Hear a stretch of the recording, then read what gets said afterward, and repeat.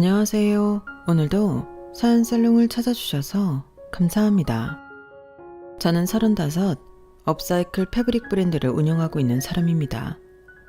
말이 저렇게 장황해서 그렇지 오래된 면 소재를 수거해서 재활용해서 가방이나 앞치마 등으로 만드는 작업을 하는 브랜드예요. 지금은 입소문을 타 자리를 잡고 안정적으로 수익을 창출하고 있지만 창업 초반엔 하루가 멀다 하고 울었어요. 창업이라는 게 정말 생각보다 쉽지 않았고 처음에는 1인 기업으로 시작하다 보니 외롭기도 많이 외로웠죠. 그때 누가 그러더군요. 이럴 때 곁에 나를 지지하고 지탱해줄 사람이 필요하다. 일에 집중하는 것도 좋지만 혼자보다는 둘이 함께 걸어가는 게 인생의 진짜 시작이라고요. 지금 와서는 아무 의미도 없는 말이지만 그때는 그 말을 참 진지하게 들었던 것 같아요. 그만큼 제 곁에 누군가가 필요했다는 뜻이겠죠.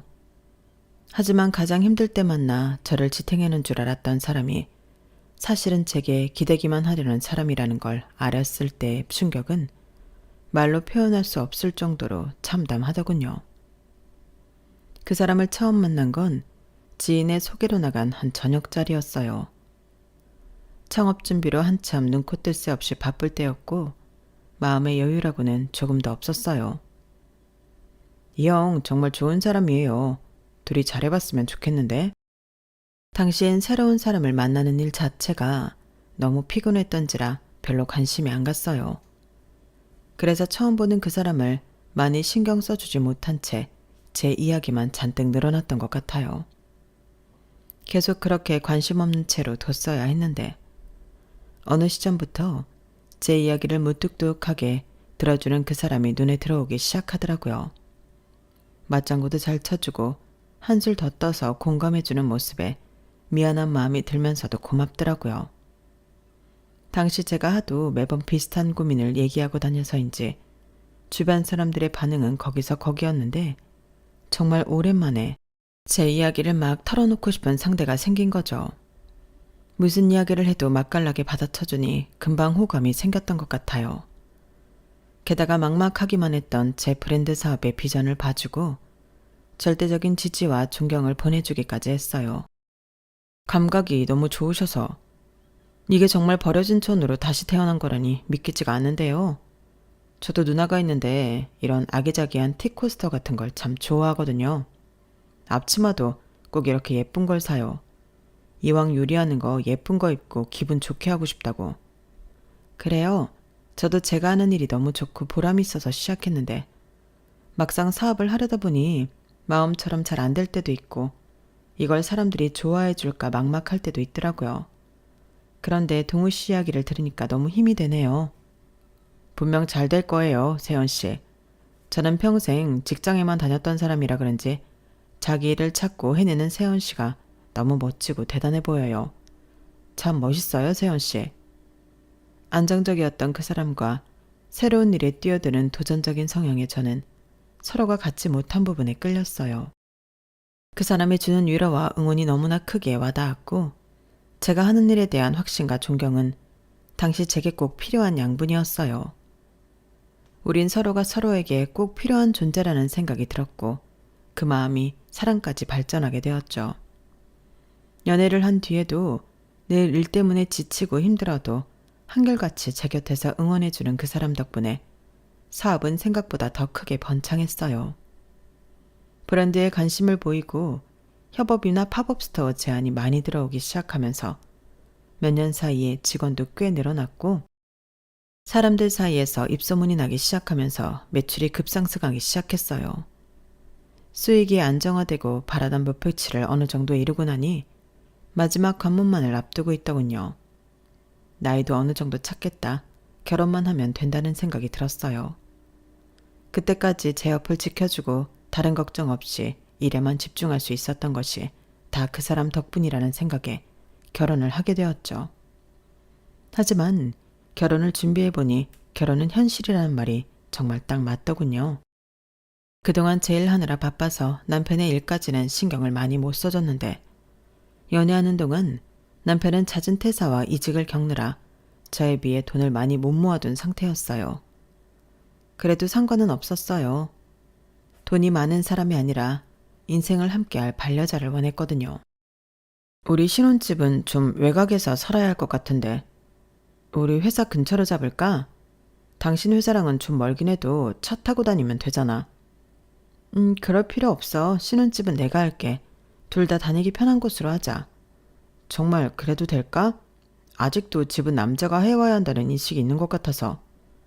됐어. 우리끼리 무슨 그런 걸 따져? 따지고 보면 내가 잘 된 것도 그때 당신이 옆에서 많이 응원해줘서 그런 것도 있으니까 부담 갖지 마. 고마워. 역시 능력 있는 아내 만나니까 너무 좋다. 당신이 최고야.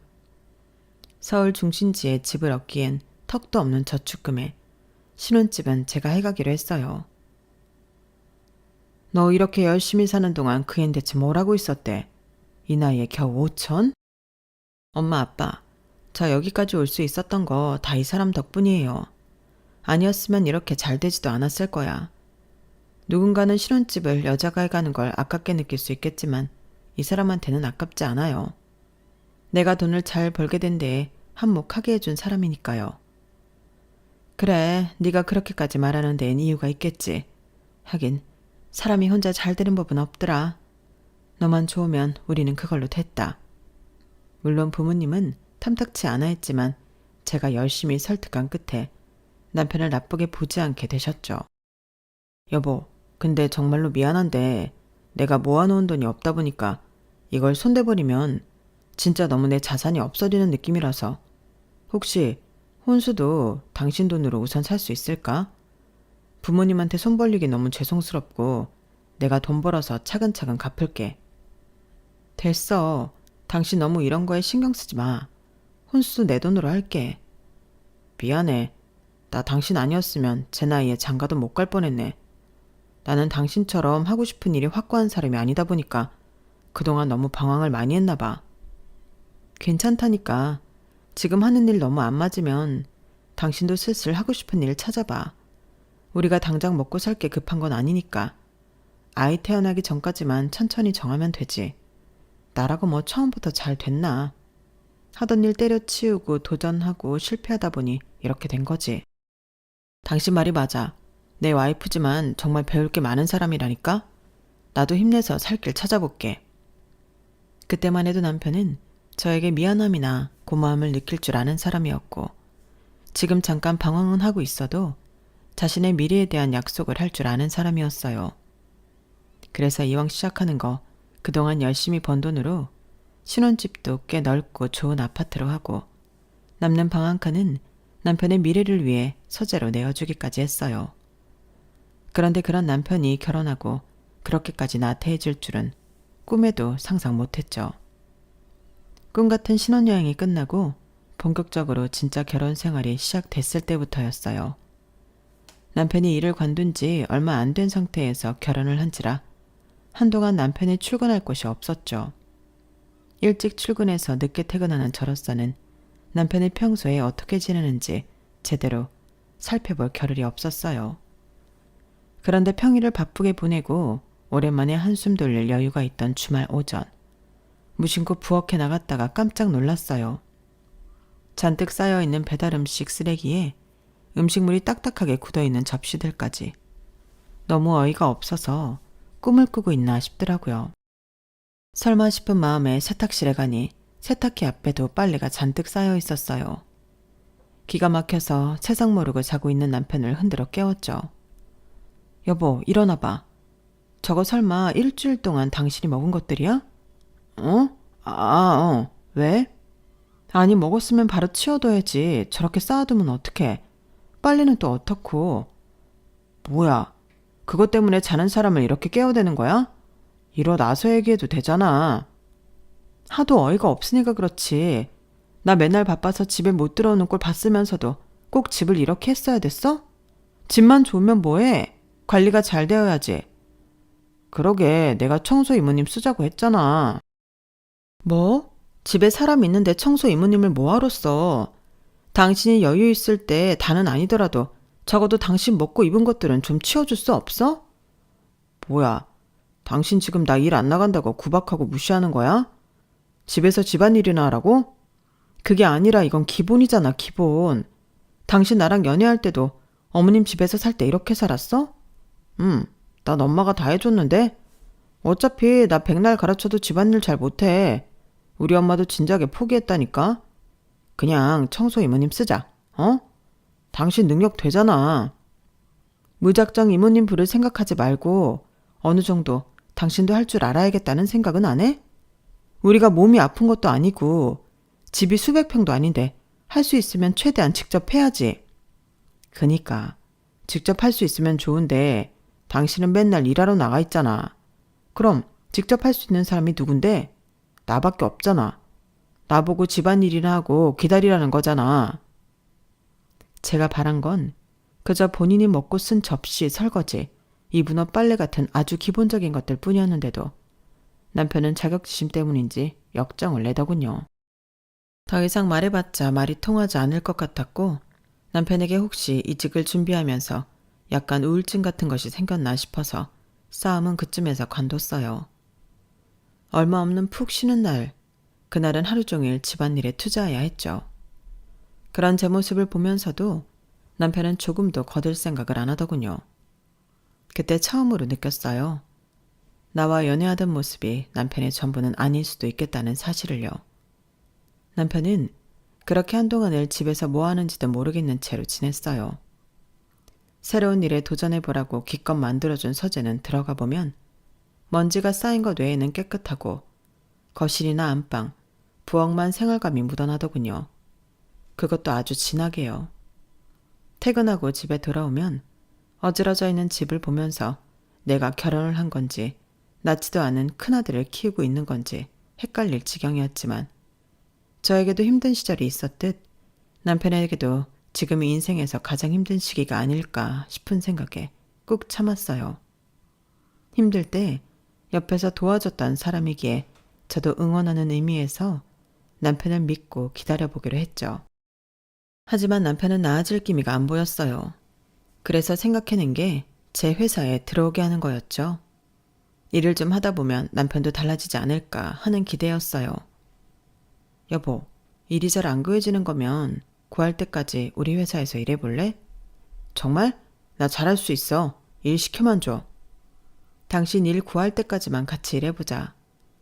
개인적으로 남편과 쭉 제 회사에서 일할 생각은 없었기에 남편이 자기 일을 찾아갈 때까지만 일하게 하고 싶은 마음이었지만 남편은 그럴 생각이 없어 보였어요. 여보, 당신 회사에서 일하니까 너무 재밌는 거 있지? 당신이 와이프인 거 알면 얼마나 놀랄까? 그래도 그런 거 이야기하고 다니지 마. 괜히 좀 그렇잖아. 언젠간 알게 될 텐데 뭐. 그리고 몇 명은 벌써 눈치챘는지 얼마 전부터 나한테 갑자기 잘해주기 시작하더라. 전에 있던 회사에 비하면 잘릴 걱정도 없고 여기가 나한텐 천국이야, 천국. 남편은 오히려 제가 대표로 있는 회사에 다니는 걸 즐기더라고요. 거기까지 뭐 처음엔 그럴 수 있다고 생각했어요. 그런데 남편은 점점 선을 넘기 시작했죠. 어버이날에 시댁에 갔을 때였어요. 식사를 하는데 갑자기 신우의 입에서 그런 말이 튀어나오더라고요. 그래서 동우야, 난 언제부터 니네 회사 나가면 돼? 그건 아직 상의를 안 해봐서 날짜 정해지면 말해줄게. 여보, 그게 무슨 소리야? 어머, 몰랐어? 나 다음 달부터 올케네 회사 나가기로 했잖아. 저는 전혀 모르는 이야기인데요. 당신이 설명해봐. 어떻게 된 거야? 아, 내가 전에 말했잖아. 누나가 이런 거 좋아한다고. 한번 이쪽으로 제대로 일해보고 싶대. 그래서 내가 다음 달부터 출근하라고 했거든. 뭐라고? 어떻게 그걸 대표인 나한테도 말 한마디 없이 결정할 수가 있어? 그리고 무슨 부서에 뭘로 들어올 건데? 디자이너로 뽑으려고. 우리 누나도 감각이 꽤 괜찮아. 지금 하는 건 너무 디자인이 거기서 거기잖아. 좀 새로운 바람이 필요할 것 같은데? 어머, 올케. 서운하게 왜 그래? 둘이 부부인데 그럼 일심동체 아냐? 같이 운영하는 가족회사에서 한 사람은 허락만 받았으면 됐지. 그리고 나도 올케 가족 아니야? 너무한다 정말. 네? 가족회사라고 누가 그래요? 여긴 제가 엄연히 대표로 있는 회사고 남편은 임원조차 아닌 계약직 사원인데요? 뭐? 그게 무슨 소리냐? 이제 동우도 들어가서 공동대표된 거 아니었니? 네? 공동대표요? 누가 그래요? 당신이 그랬어? 그래. 그럼 동우가 우리한테 거짓말이라도 했다는 거야? 여보, 남편이 뒤에서 제 팔을 다급히 잡아당겼지만 그 팔을 뿌리쳤어요. 네, 저도 이 사람이 이렇게까지 할 줄은 몰랐는데요. 거짓말이에요. 저희 회사의 대표는 저 하나뿐이에요. 순간 시부모님과 시누이의 표정이 당황한 듯 얼었지만 금방 아무 일도 없었다는 듯 돌아오더군요. 그래 뭐 대표 자리에 하나라 치더라도 어쨌든 남편이 회사에 그렇게 상주해 있는데 공동대표나 마찬가지 아니니? 시누이인데 취직 정도는 시켜줄 수 있잖아. 어머님, 취직은 아예 다른 문제예요. 형님 디자이너로 일하고 싶으시면 관련 포트폴리오 제게 메일로 보내주세요. 보고 괜찮으면 연락드릴게요. 뭐라고? 여보, 뭘 그렇게까지 해. 우리 누나 정말 이런 쪽에 감각 있다니까. 그러니까 당신 말만 듣고 어떻게 취직을 시키냐고. 나도 낙하산 뽑을 땐 최소한의 할 말이라도 있어야 할 거 아냐. 그 감각 나도 좀 보고 뽑자. 그때가 아마 제가 시댁에서 처음으로 할 말 다 했던 날이었을 거예요. 다른 건 몰라도 제 일을 걸고 넘어지니 참을 수가 없더라고요. 가족 일과 제 일은 다른 일이라는 선을 분명히 긋고 넘어가고 싶었죠. 고작 포트폴리오 보내달라는 말을 했을 뿐인데 형님은 무슨 엄청난 모욕이라도 당한 사람처럼 씩씩댔고 시부모님도 눈에 띄게 당황하셨어요. 아 참, 원래 이렇게 냉정한 애였니? 참 착하고 바른 애인 줄로만 알았는데.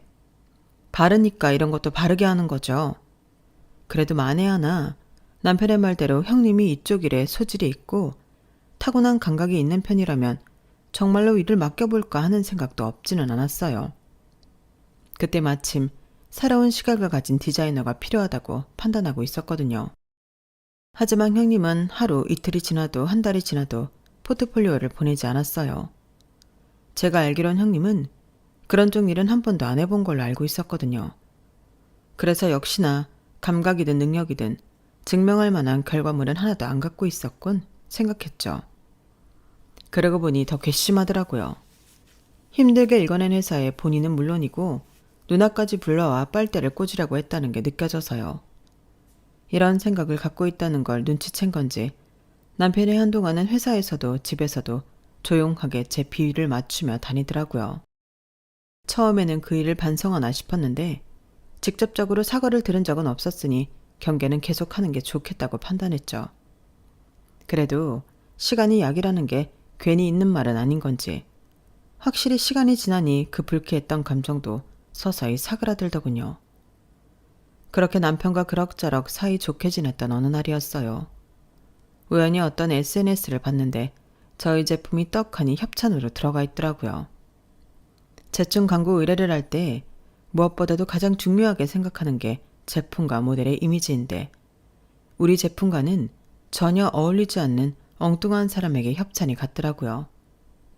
주 타겟층이 10, 20대였던 유명 색조 화장품 브랜드와 콜라보를 한 파우치 제품이었어요.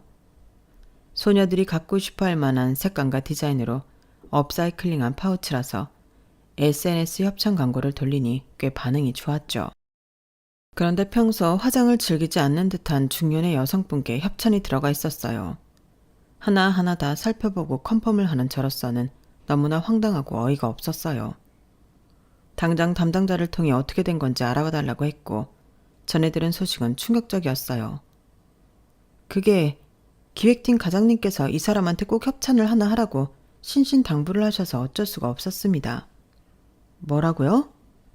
알고 보니 남편이 마케팅 부서에 그 사람을 적극 추천한 모양이더군요.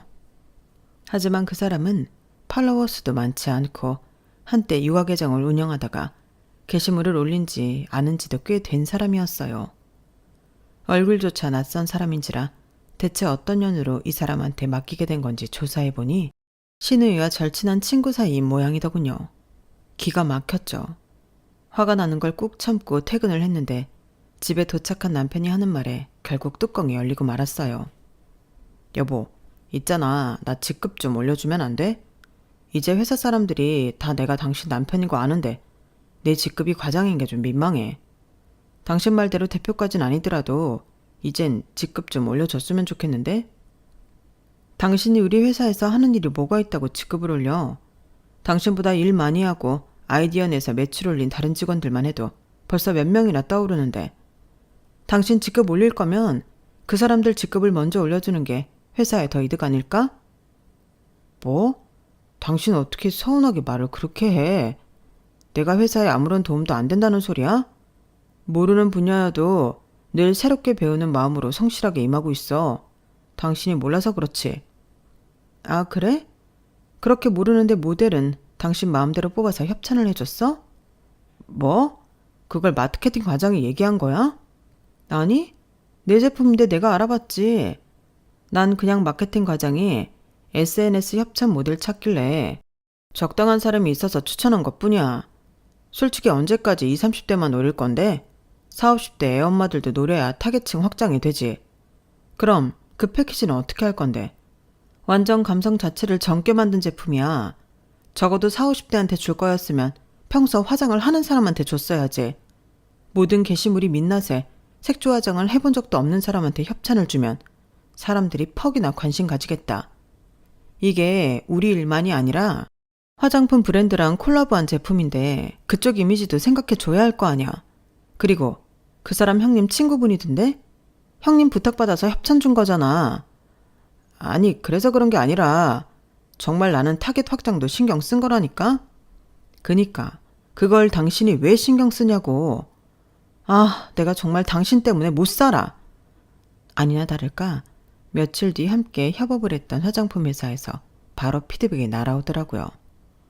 더 신중하게 모델을 검토해 보겠다고 사과하고 잘 넘겼지만 남편이 결국 일에 지장을 줬다는 게 정말 화가 나더라고요. 난 솔직히 당신이 이제 좀 다른 일을 알아봤으면 좋겠어.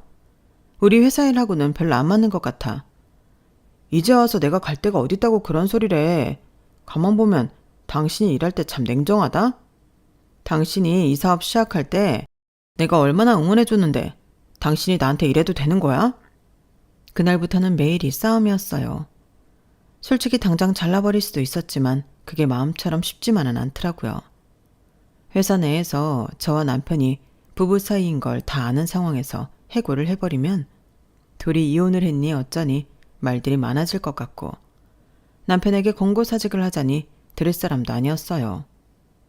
또 남편이 회사를 그만둔다고 한들 도저히 스스로 힘으로 일을 구할 것 같지가 않다는 생각이 들더라고요.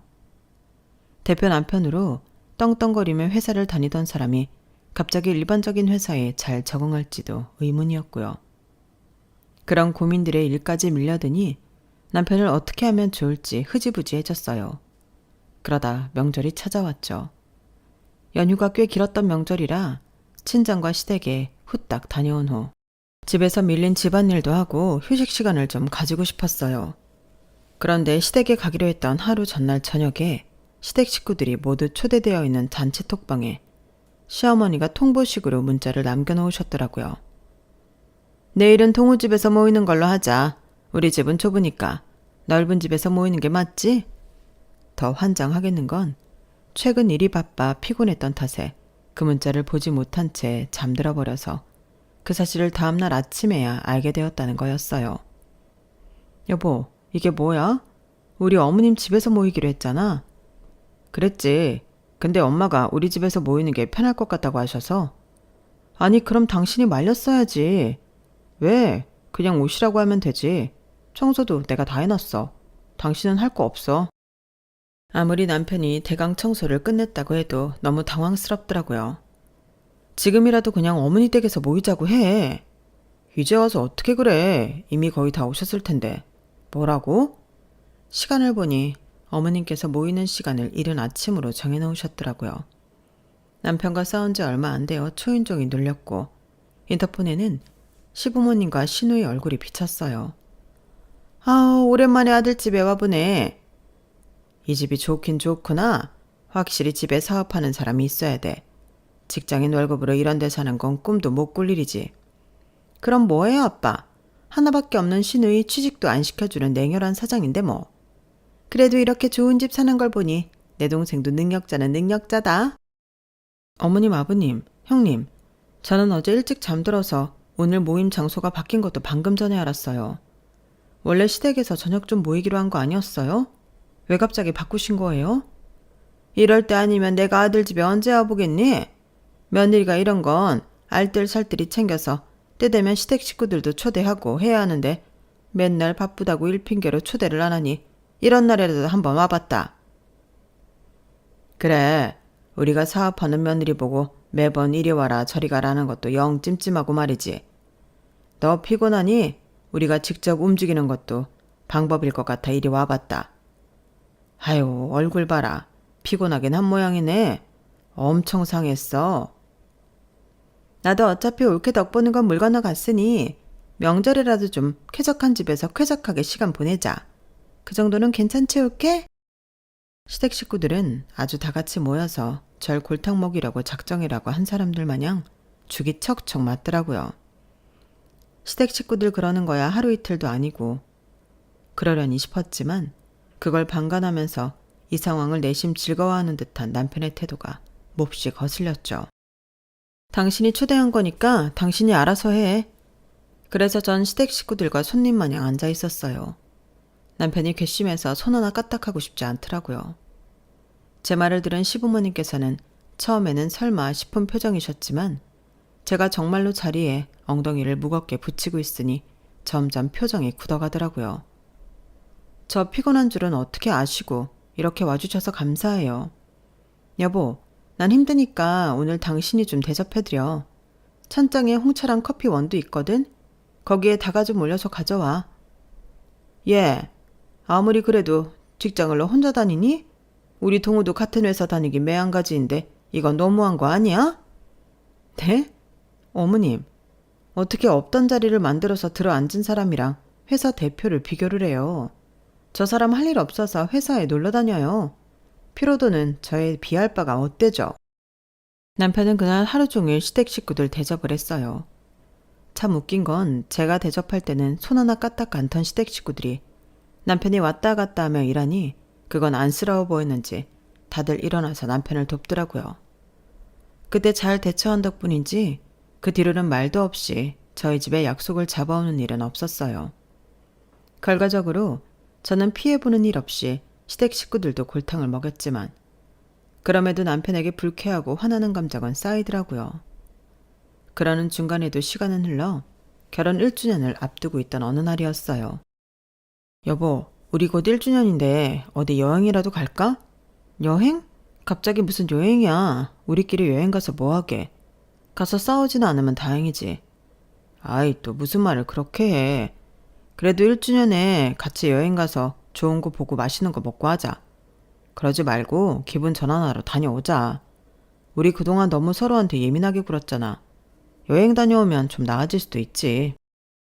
잦은 다툼 때문에 처음엔 남편과 1주년 기념 여행 따위 함께 갈 생각은 조금도 없었어요.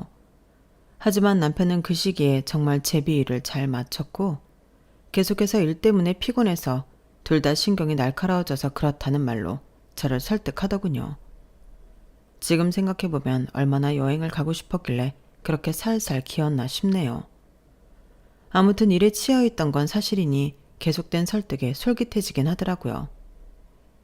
알겠어. 그럼 비행기표랑 숙소는 당신이 좀 알아봐. 일 때문에 남편에게 카드를 맡겼고 남편은 며칠 열심히 찾아보더니 숙소와 항공권 결제를 하더군요. 어련히 알아서 했겠거니 싶어서 별로 터치를 안 했고 막상 여행 날짜가 다가오니 설레기까지 하더라고요. 남편이 여행지로 정한 곳은 이탈리아였어요. 신혼여행 때도 안 갔던 유럽을 가겠다고 생각하니 기대가 됐어요. 여행 일정 때문에 꽤 긴 휴가를 내놓은 터라 여행 몇 주 동안 정신이 없었어요. 집안일도 거의 이모님을 불러 맡겼고 여행 준비도 남편에게 다 맡겨버렸죠. 그게 제 불찰이었을까요? 여행 당일 정말 상상치도 못했던 황당한 일이 생겼어요. 여보 뭐해? 빨리 가자. 아유, 뭐가 그렇게 급해서 그래. 잠깐만 좀 기다려봐. 공항에 도착해 수속을 밟으러 가려는데 남편이 자꾸 꼭 누군가를 기다리는 것처럼 뒤를 돌아보면서 불안해 하더라고요. 처음엔 뭐지 싶었는데 몇 분 뒤 나타난 시부모님 때문에 정말이지 뒷목을 잡고 쓰러질 뻔했어요. 아, 내가 정말 아들 하나는 잘 키웠다니까.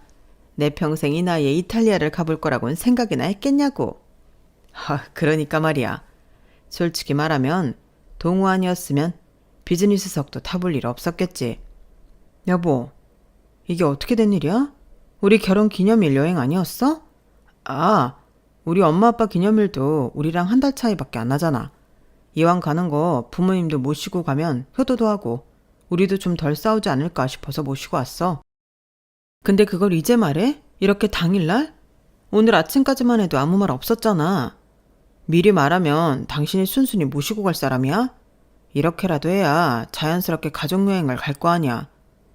그럼 어머님 아버님은 네 돈으로 항공권 끊어드렸니? 아니, 당신이 카드 줘서 그걸로 다 했지. 그 말을 듣는데 피가 거꾸로 섰더라고요. 항공권 내역을 확인해보니 제 이름으로 예약되어 있던 비즈니스석 2장에 남편 이름으로 일반석 2장이 더 예약이 되어 있더라고요.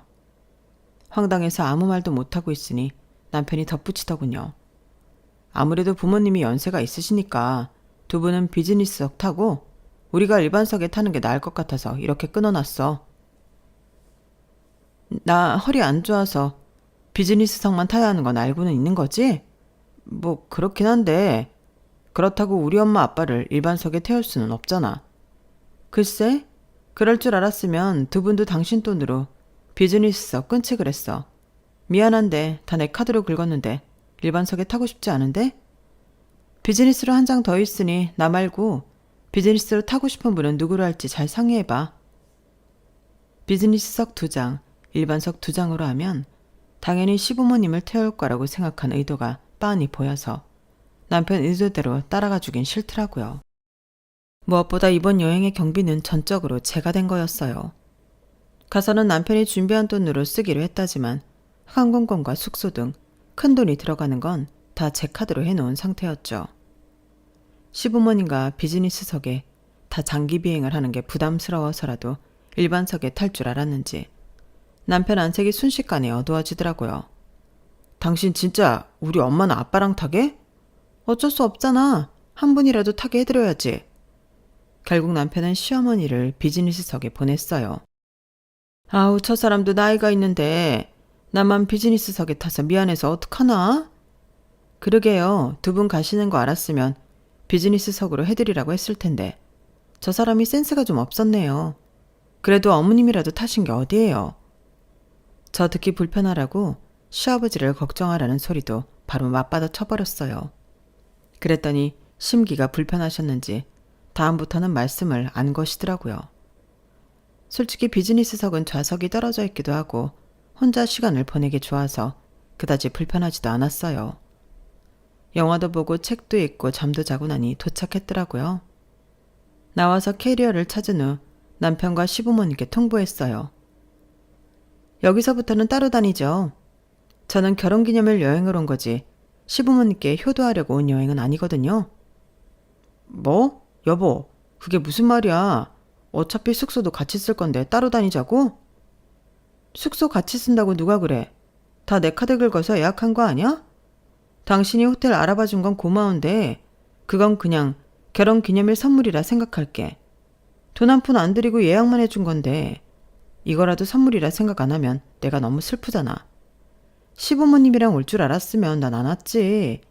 나한테 미리 말 안 해준 건 당신이니까 두 분 모시고 어디서 묵을지는 당신이 알아서 해.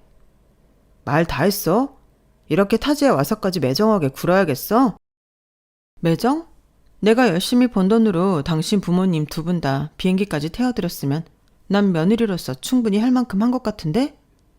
돌아가는 비행기표 취소당하고 싶지 않으면 토달지 말고 잘 여행하고 와. 그 말을 끝으로 전 캐리어를 들고 떨어져 나왔어요. 남의 돈으로 하는 여행이라 더 열심히 알아본 건지 남편이 예약해 놓은 호텔과 여행 일정은 기가 막히더라고요. 원래 둘이 올 생각이었던 여행이 혼자가 되어버리니 쓸쓸하긴 했지만 오히려 생각을 정리할 수 있는 계기가 되었던 것 같아요. 여행을 하면서 좋은 사람들 많이 만나서 이야기도 나눴고요.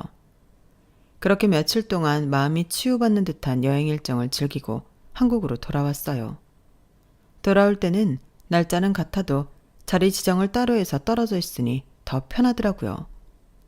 이 긴 여행을 마치고 나면 이제는 정말로 제 인생을 새로 시작할 수 있겠다고 생각했어요. 기가 막힌 일은 이로써 끝날 줄 알았는데 집에 돌아오니 더 기가 막힌 일이 눈앞에 펼쳐져 있더라고요. 현관문을 여는 순간 기척이 없어야 할 집안의 사람 기척은 물론이고 냄새까지 나더라고요. 맥주병이 바닥에 뒹굴고 있고 고기 굽는 냄새가 나더라고요. 거실에서 떡하니 상을 펼쳐놓고 낯선 사람들과 고기를 구우며 술을 마시고 있던 신우이의 모습이 보였어요. 어머 올케, 오늘 들어오는 날이었어? 내일인 줄 알았네. 아 어쩌지? 아직 정리를 못했는데. 그래도 덕분에 몇 날 며칠 친구들이랑 넓은 집에서 재밌게 놀았어. 다음엔 올케도 같이 하자고? 뒤늦게 따라 들어온 시부모님도 현관에서 놀라는 기색은커녕 이 집이 젊은 애들 놀기에 분위기 괜찮지 같은 뻔뻔한 소리나 중얼거리시더라고요. 재밌게 놀았어 누나? 형들이랑 누나들 엄청 오랜만이네요. 동우야, 덕분에 잘 놀았다. 우리가 이럴 때 아니면 언제 서울에 이렇게 오래 있어 보겠니? 태어난 남편의 태도까지 보고 나니 정말 저 빼곤 다 알고 있었구나 생각이 들더라고요. 그리고 동시에 한국에 오자마자 하려 했던 일을 지금 당장 시작해야겠다는 생각이 들었어요. 괜찮아요. 오늘 오길 잘했네요.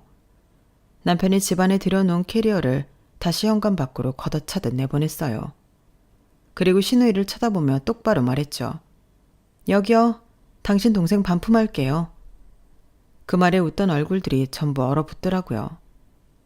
내가 다시 돌아올 때까지 이 집 비워놓지 않으면 무단 침입으로 신고할 테니 정리 똑바로 해놓으세요. 그리고 당신도 더 챙길 짐 있으면 챙겨도 싹 다 버리기 전에. 그 후로 시댁은 여러 번 연락해왔어요. 얘야, 우리도 동우가 너한테 우리가 같이 간다는 말을 안 했다고는 생각도 못했다. 우리도 몰랐어. 올케 정말 미안했어요. 올케가 그렇게 화낼 줄은 몰랐어요. 진심이에요. 여보, 내가 정말 미안해. 내가 너무 욕심을 부렸던 것 같아. 난 그냥 당신이랑 정말 잘 지내고 싶은 마음에 계획한 여행이었는데 이렇게 좋은 걸 우리만 한다는 생각에 부모님까지 모시고 가고 싶어서 그랬어. 한 번만 용서해주면 안 될까? 하지만 이제는 그 어떤 사과도 후회도 그 시절 저로 돌려놓을 수 없었어요. 완벽하게 혼자가 되어서 다녔던 여행에서 저는 누구의 아내도 며느리도 누나도 아닌 그냥 나라는 사람으로 살아봤어요. 햇살 좋은 광장에서 커피를 마시고 아무도 나를 부르지 않는 하루를 살아봤죠. 남편과 헤어지면 외롭고 쓸쓸할 줄 알았지만 의외로 그런 시간들은 제게 너무나 조용하고 너무나 좋았어요. 맞아요.